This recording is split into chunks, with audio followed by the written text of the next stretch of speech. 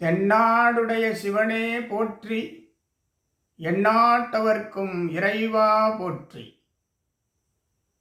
திருமந்திரத்திலே அட்டயோகம் என்ற பிரிவிலே திருமூலர் அருளிச் செய்திருக்கின்ற இயம நன்னெறியினை உங்களோடு பகிர்ந்து கொள்வதிலே மகிழ்ச்சி அடைகிறோம்.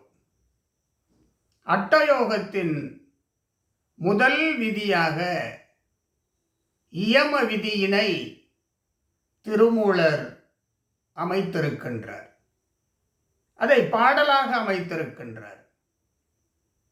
கொல்லான் பொய் கூறான் களவு இல்லான் எண்குணன் நல்லான் அடக்கம் உடையான் நடுச்செய்ய வல்லான் பகுத்து உண்பான் மாசு இலான் கல் கபடம் இல்லான் இயமத்திடை நின்றானே.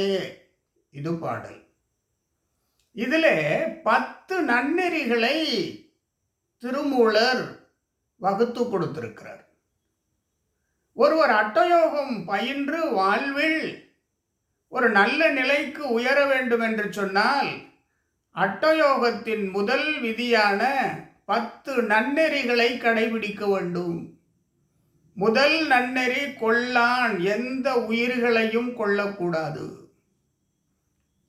பொய் கூறான், பொய் என்பதே மனதிலே இருக்கக்கூடாது.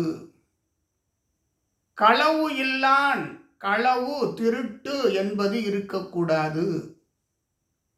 நல்லான், எல்லா நிலையிலும் நல்லவனாக இருக்க வேண்டும். அடக்கம் உடையவனாக இருக்க வேண்டும். முக்கியமானது நடுச்செய்ய வல்லான், நீதி நெறியின்படி நடக்க வேண்டும்.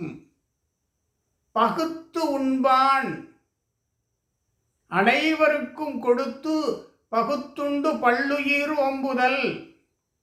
பகுத்து உண்பான்.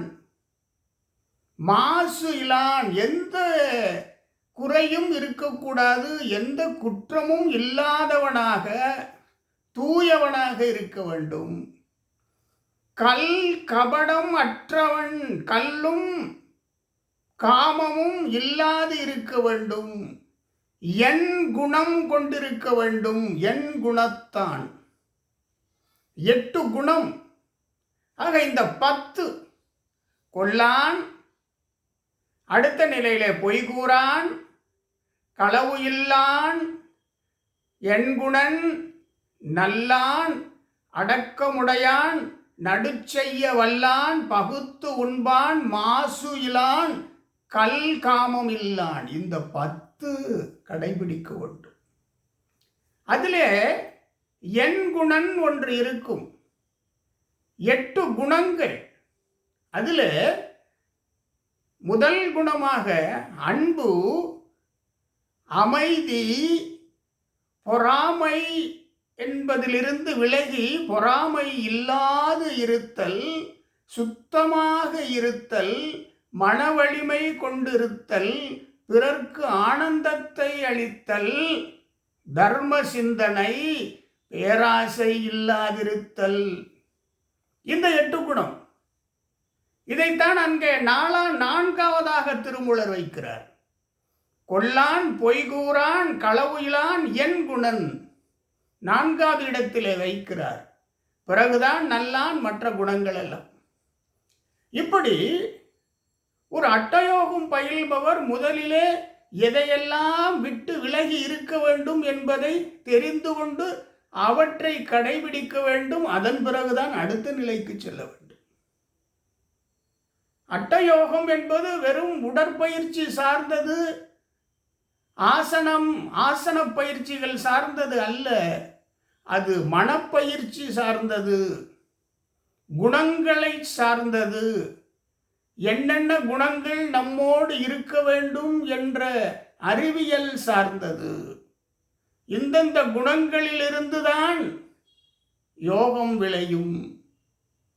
ஆகவே நமக்கு திருமூலர் அருளிச் செய்திருக்கின்ற இந்த 10 குணங்களை 10 நன்னெறிகளை நாம் நமது வாழ்விலே கடைபிடிக்க வேண்டும்.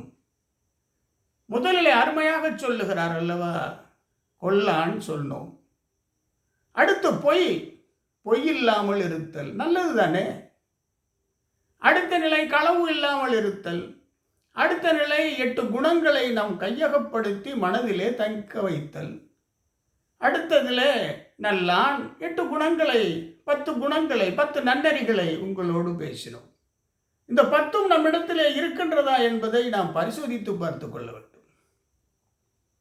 திருமந்திர பாடலை நாம் மனதிலே வைத்து இந்த 10 குணங்கள் நம்மிடத்திலே இருக்கிறதா? கடைசி 10வது சொல்லுகிறார்களா, கல் காமம் இல்லாமை. இதை நாம் கவனத்திலே கொள்ள வேண்டும். மாசு இலான், எந்த குற்றமும் இல்லாதிருக்க வேண்டும். மாசு, தூயவனாக இருக்க வேண்டும், தூயவனாக இருக்க வேண்டும். இதுதான் அடுத்தடுத்து குணங்களாக பகுத்துண்பான், அடக்கமுடையான், நடுச்செய்ய வல்லான், நீதி நெறியின்படி நடக்க வேண்டும். இந்த 10 நன்னெறிகளை நாம் நமது வாழ்விலே கடைபிடித்தோமானால் அட்டயோகத்தின் முதல் படியான இயமம் என்பதை கடந்து விடலாம். அடுத்தபடியாக நியமம் இருக்கிறது. அதனை மற்றொரு சந்திப்பில் உங்களோடு பேசுவதிலே மகிழ்ச்சி அடைவேன். இயம விதியினை, இயம நெறியினை நாம் இன்றைக்கு தெரிந்து கொண்டோம்.